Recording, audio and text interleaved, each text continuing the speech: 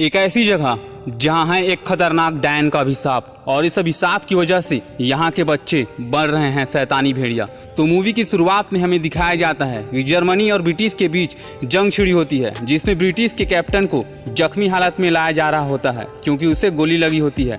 Doctor उनके शरीर से गोलियां निकालता है जिसमें एक गोली का साइज बड़ा होता है। वह कैप्टन कुछ बताने की कोशिश करता है पर वो मर जाता है। तभी एक लड़की को दिखाया जाता है जो किसी से मिलने आई है और दीवार पर लगे फोटो को देखकर 35 साल पहले की यादों में चली जाती है।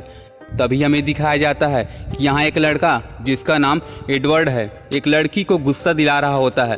तभी उसकी मम्मी वहाँ आकर उस पर चिल्लाती है और तभी हमें दिखाया जाता है जहाँ ये रहते हैं उस जगह का मुखिया एडवर्ड के पिता हैं और वो लड़की इसकी बहन है। एडवर्ड के पिता एक नंबर के भूखमर्रा होते हैं क्योंकि ये लोगों की ज़मीनों को ज़बरदस्ती ले लेता है। आगे हम देखते हैं कि इसी गांव पर एक कबीले वाले आए होते हैं जो इस जगह को खुद का मालिक बताते हैं और इसका मुखिया एक बूढ़ी औरत होती है जो एक डायन है। यह बूढ़ी औरत एक आदमी को बहुत सारे सिक्के देता है और वो कहती है कि इन सिक्कों को पिघलाकर वो इंसानी जबड़ों में बदल दे, और वह ऐसा ही करता है। वह उसे इंसानी जबड़ा बनाकर दे देता है। तभी कहानी में आगे एक मीटिंग को दिखाया जाता है जहाँ उस कबीले को लेकर बात चल रही होती है। तभी उस जगह के मुखिया सबको भरोसा दिलाता है कि वो चिंता ना करे क्योंकि वो सबको मार पीट के भगा देगा।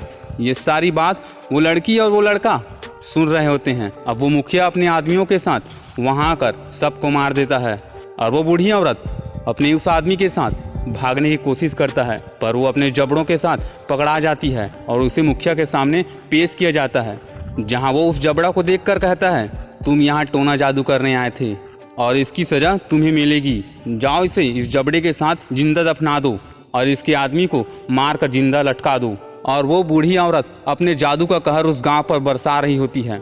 इधर उस आदमी को मारकर ठीक वही लटका दिया जाता है जहां उसको दफनाया जा रहा होता है। पर इस जगह पर मुसीबत तो अब शुरू होती है। एडवर्ड की बहन ठीक उसी जगह आकर वहां खोदने लगती है। तभी ऊपर लटका आदमी अपना सिर घुमाकर उसे देखता है। ये देखकर वो डर जाती है। अब वह उड़ जाती है क्योंकि वो सपना देख रही होती है। तभी उसी गांव में जॉन नाम का एक आदमी आता है जो एक वैज्ञानिक था और वो अपने दोस्त के पास उस कबीले के तलाश में आया था। तभी एक रात सपने में एडवर्ड उसी जगह खोदता है और उसे वो इंसानी जबड़ा मिलता है।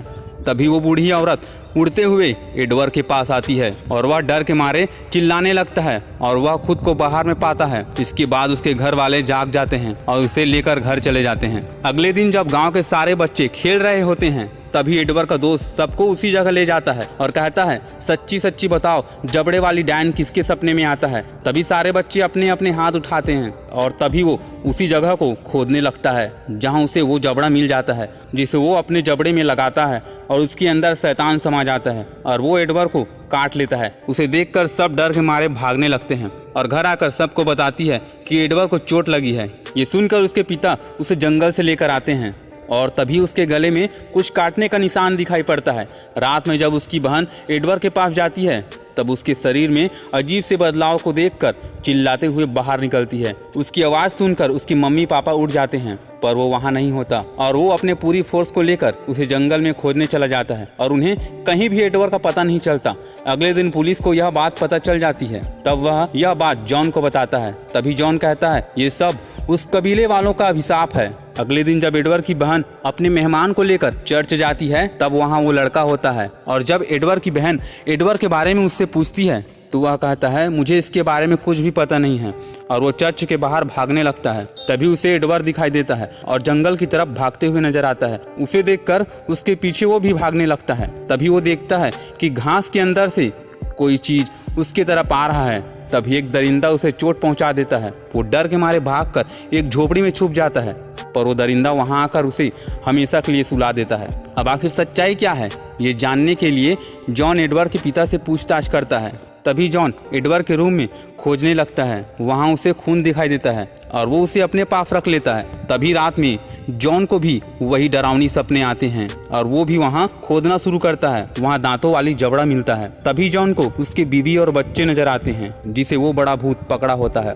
और वो जग जाता है। तभी रात में वो उस खून को चेक करता है। काफी मेहनत करने के बाद भी उसे कोई नतीजा नहीं मिल रहा होता है। तभी वो अपने खून को चेक करने के लिए उसी में डाल देता है।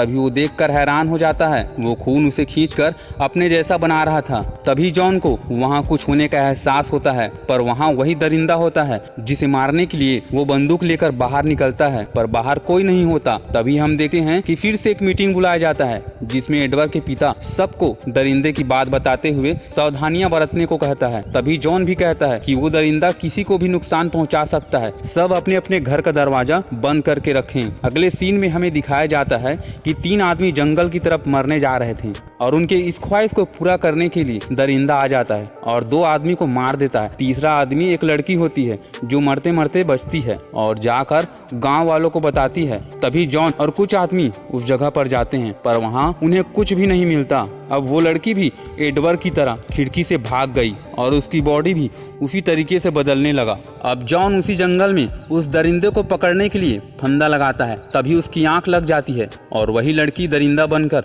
जॉन पर हमला कर देती है। जॉन जैसे तैसे करके उस दरिंदा को उस फंदे में पकड़ लेता है और उसे गोली मार देता है और उस जगह पर लाकर उसके पेट को फाड़ दिया जाता है। तभी वो लड़की उसके पेट के अंदर से बाहर निकलने लगता है और वो धीरे धीरे दरिंदे में बदल रही होती है। तभी उसे गोली मार दिया जाता है और वो मर जाती है। और तभी जॉन एडवर्ड के पिता से पूछते हैं, तुमने उस कबीले वालों का क्या किया? वो सारी बात बता देते हैं। जॉन को उस पर बहुत गुस्सा आता है। तभी उनके मेहमान को वो दरिंदा काट लेता है, पर वो डर के मारे किसी को कुछ भी नहीं बताती। इधर जॉन ये जान लेता है कि ये दरिंदे सिल्वर से डरते हैं और जॉन सिल्वर को पिघलाकर उसका गोलियां बनाता है और दरिंदे को मारने के लिए सभी तरफ मसाल जला देता है। इधर मेहमान दरिंदा बनने लगती है और चिल्लाती है और तभी एडवर्ड के पिता बंदूक लेकर जाते और उनके बीच लड़ाई में वहां आग लग जाती है। एडवर्ड के पिता उसे जैसे तैसे करके मार डालता है, पर उसे भी चोट लगी है और वो खुद को मारने के लिए अपने ऊपर तेल छिड़क लेता है, खुद को जला लेता है और जॉन उसे बचा नहीं पाता। अब जॉन एडवर्ड की माँ उसकी बहन को